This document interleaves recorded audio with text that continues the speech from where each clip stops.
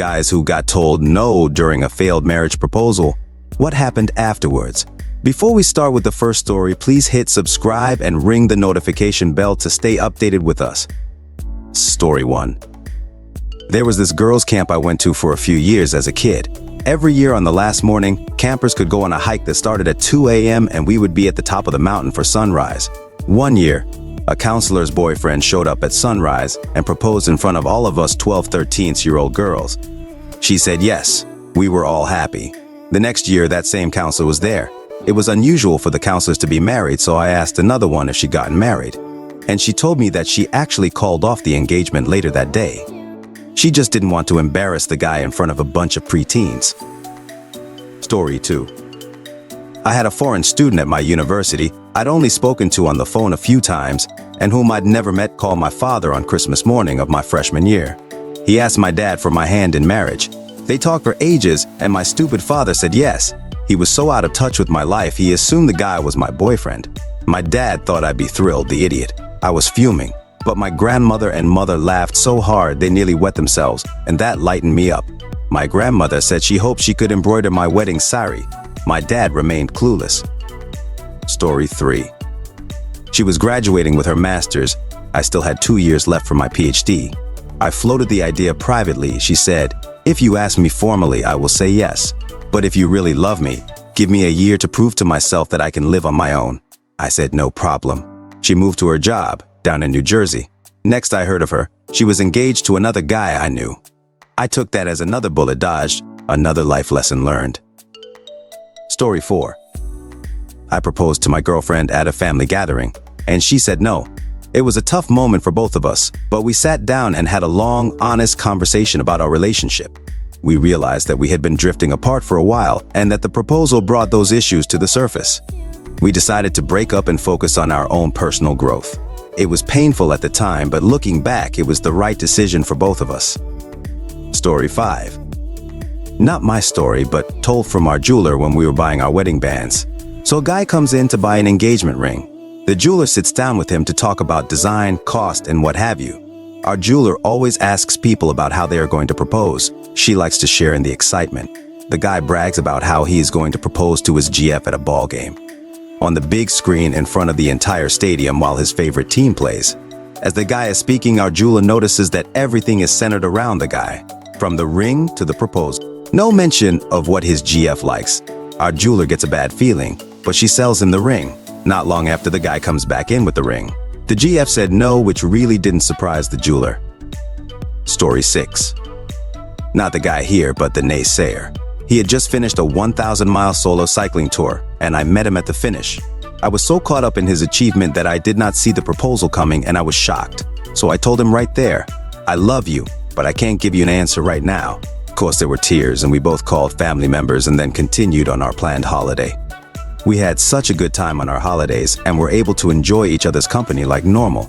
So I figured that if we can handle this bump in the road this well, we are a great team, and at the end of the holiday I told him I would love to marry him. That was 7 years ago, and I haven't regretted my decision for a second. I simply needed time to process a life-changing choice, and my partner was mature enough to understand this. Story 7. Was with a girl for a couple years. I started talking about getting married. She was up for it, but kinda distant about it. I take her out ring shopping, and she breaks down, tells me she can't marry me. I was really confused. I thought things were going great. Turns out I was just the guy taking care of her until her ex gets out of prison. I paid for her schooling, helped her get off drugs. We were looking at houses. I thought we were making a life together. She left me not long after that. He got out of prison a few months later. She went back to stripping. I ran into them a few times. I guess she's happy. Story 8. HS sweethearts, off and on again through college and after. 9 years in total. Planned a trip, and as we were leaving, she said, "I hope you aren't going to ask me to marry you." Ring stayed in the bag and tried to enjoy the awkward trip. I was pretty devastated. She got married to someone about 6 months after that, I know. A few years later, I met someone with whom I understood what a relationship should be. I traded in the original ring and have been married for 19 years now. Both she and my 2 kids are amazing, and I'm super thankful things worked out how they did. Story 9. My friend proposed once and she said no. It was very early in their relationship. She said she only feels comfortable marrying him if he bought a house first. 10 years later, he's afraid to ask her again because she has a standard of how she wants to be proposed with a fireworks show, a tropical beach area with all her friends watching, and a big diamond-sized ring like the videos she's seen on TikTok. But now all of her friends are getting married around her, so she now wants him to propose again. It's a weird waiting game for the both of them. Story 10. I said no because he was an addict. I was not, but I was young and dumb.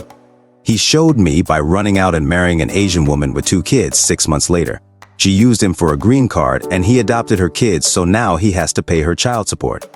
I learned this because his mom came by my parents' home to catch up. My mom said it was beyond awkward. I broke up with this fool when I was 17 and she was trying to reconnect us. Bruh, I'm 34, happily married, and we have 4 kids. Kick rocks. Story 11. I can tell you what happens when you propose, and she isn't feeling it but says yes anyway because of social pressure. Very awkward, sad time until you finally have the talk you should have had before proposing. My ex did something similar. He pressured me into visiting with his family for Christmas in 2022. At that time, we had only been seeing each other for literally 2 months, so I told him I thought that it was a little too soon. He badgered and pressured me into it until I felt so bad that I felt like I couldn't say no. He told me that his mother had already bought Christmas gifts for me, and how could I say no to his mother? Anyway, he proposed a couple of months later, and I initially told him that again, I thought it was too soon. In fact, I tried to end the relationship. He again pressured me and talked me down, and stupid me thought that we could work through it. I ended up leaving him about 6 months later. He became extremely controlling and verbally abusive, no surprise there given how he was acting in the beginning. I literally had to sneak away to get away from him. That was about a year ago. Story 12.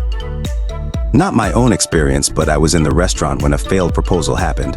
Somehow the guy was able to get the families involved in this fancy dinner without the girl's knowledge as to what was going to happen. He orders their drinks, where he had the ring cleaned and then placed at the bottom of her pina colada drink. She gets up and goes to the bathroom, and that's when some of her family moved in close with their cameras, phones ready for the proposal. She comes back and the drinks are brought. She refuses the drink, much to his dismay, but doesn't get the hint. She doesn't want it. You should have your drink, it's really good. She again says no. This goes on back and forth. Finally, she says no and is disturbed by his pushy behavior. I hear this from my table. I can't marry someone who won't respect my boundaries. She gets up and walks out of the restaurant. The guy sits there waiting for her to cool off. She doesn't come back in. So he fishes out the ring and has the drinks taken away. She comes back in near the end and he shows her the ring, tells her it was in the drink. And she slaps him and says no. This time she is angry and leaves. Everyone packs up and heads to pay. He just sits there by himself. I wanted to get up and say something, but my date was ready to go home. Story 13. I got everything ready and she said, no, at least not right now. And it sort of muted the rest of the weekend. Several people heard I was gonna ask and congratulated me the next week. It was surreal informing them she said no. It should have been a wake-up call to just end it there, but neither of us wanted to. We were our first everything, and we had a lot of history. I guess I thought it would just work out, but her reservations on being married at that time never really went away. I admitted that both of us wanted exclusive things. Our lives were headed towards opposite directions, and compromise just meant someone was going to be resentful. When we started dating, both of us really helped each other out in a lot of areas and through some really challenging times. But we learned later on that things that were great then may not be great now. Both of us were good people, but some things just have a lifespan. We got what we needed, and it was time for the next phase of our lives. Alone. A huge part of successful marriages requires compromise on small issues, but some issues have no compromise. It's okay to fight for things if there's a way that both of you can get what you want, and there's no shame in letting things go if there's nothing more than can be done. We broke up 7 or so months later. Restarting life, for what was the second time for me, was tough because I was also going through a lot of other things and she wasn't able to be there anymore. The same thing was happening on her end, so it just kinda ended there. We both dated other people and got married to others eventually. So in the super longer term, it was all okay. Story 14. Not a guy but a girl. I asked my boyfriend to marry me. I didn't do a whole scene about it. We were talking and I said that I wanted to get married and I felt ready for it, and he just said no. I was mad. He had never mentioned this, and we've talked about it before. All he had ever said was that he didn't want it cause it was expensive and didn't want a big party. And so, in my understanding, we would get married at the courthouse and have a small gathering with family and close friends. Then I found out he didn't want to get married cause his parents had a divorce and he didn't want to go through that. It took a while to unravel all his issues with marriage. At a certain point, I said I'm not going to wait around with a guy that doesn't want to get married. I had always been very clear about wanting to get married.